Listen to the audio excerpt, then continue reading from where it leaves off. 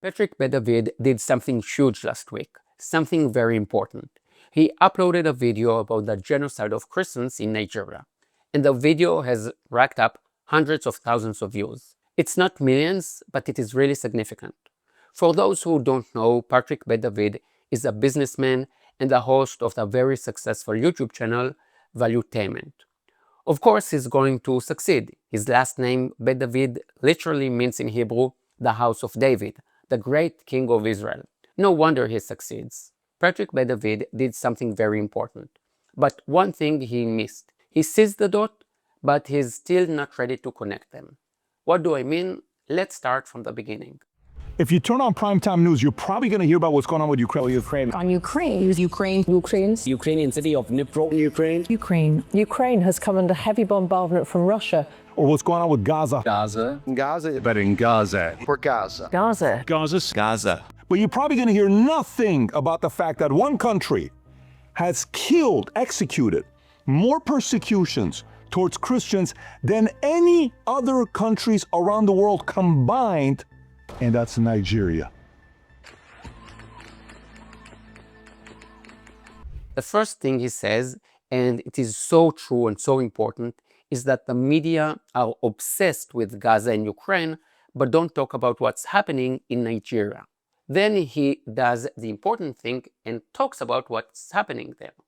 Just this year, 7,087 Christians have been killed, beheaded in many instances this year, just for going to church. Today we're going to talk about the events that are taking place in Nigeria targeted towards Christians.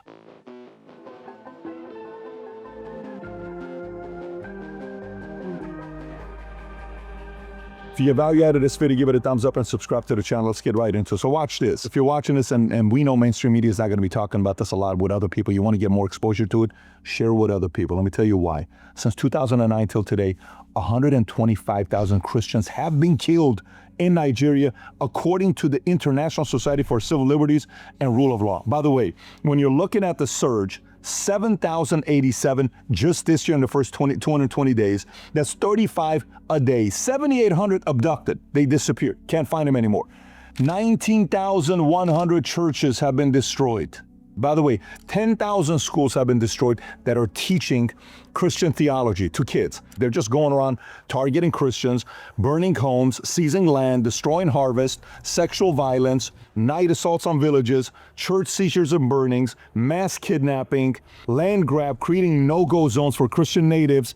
He goes on and gives several examples. He mentions Iran and Saudi Arabia, where it is illegal to sell the New Testament in Arabic.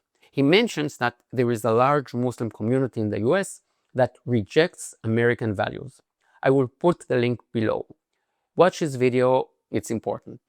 But he doesn't take the final step. He doesn't connect the dots. Who burns churches and kills Christians in Nigeria, and in Congo, and in Mozambique? Who persecutes Christians? Who burns churches? Is it Jews? Is it conflicts between Christian groups? Hindus? Maybe atheists? We all know the answer. So let's say together, it is almost always Islamist organizations. And why it is important to say that? Because you can't address a problem until you define it. There is not a single Muslim majority country in the Middle East where the percentage of Christians is growing. The Middle East used to have large Christian communities. Most of Lebanon was Christian. 20% of Turkey used to be Christian. Today it is close to zero. Iraq had millions of Christians, and Syria did too. The vast majority fled, and those who remain live in fear. And it is not only Christians. There is no religious minority that lives well and freely under Islam. Maybe if you try very hard, you will find a few exceptions. But the important thing is the big picture. And there, the situation is very, very clear. By the way, the same dynamics shows up in Western Europe. London, Paris, Brussels, Berlin. Which minorities are more violent? Who commits terror attack? It is not the Jews, and it is not immigrants from Wisconsin. There is an organization called Open Doors that tracks persecution of Christians. The worst country is North Korea. no surprise. But look at the next 9 countries. See if you can find the common denominator. I believe in you. Let's start. Somalia, Yemen, Libya, Sudan, Eritrea, Nigeria, Iran, Afghanistan. Do you connect the dots? Why do I bring this up? What does it have to do with Israel? Because it is exactly Israel's story. The international media, international organizations, and every protest movement try to frame the war between Israel and the Arabs as a national conflict, a remnant of colonialism, a struggle of natives. But Israel's story is the story of the Yazidis in Iraq, of the Druze in Syria, of Christians in Nigeria, of the Baha'i and Zoroastrians in Iran, of the Hindus persecuted in Pakistan and Afghanistan. In the Muslim world, there is no democracy, no religious freedom, and certainly no freedom of speech. And we need to talk about that. Patrick Bet-David took the first step to break the very narrow framing of the mainstream media and began to broaden the conversation. I'm not fooling myself. American students will not march for the Christians in Nigeria, and neither will Tucker Carlson or Candace Owens give up their obsession with Israel. They both hate Israel more than they love Jesus and his followers. But little by little, more of the groups heard by Muslim communities, Druze, Christians, Jews, Hindus, are being heard. By the way, Patrick Bet-David was born in Iran to a Christian family of Assyrian and Armenian descent.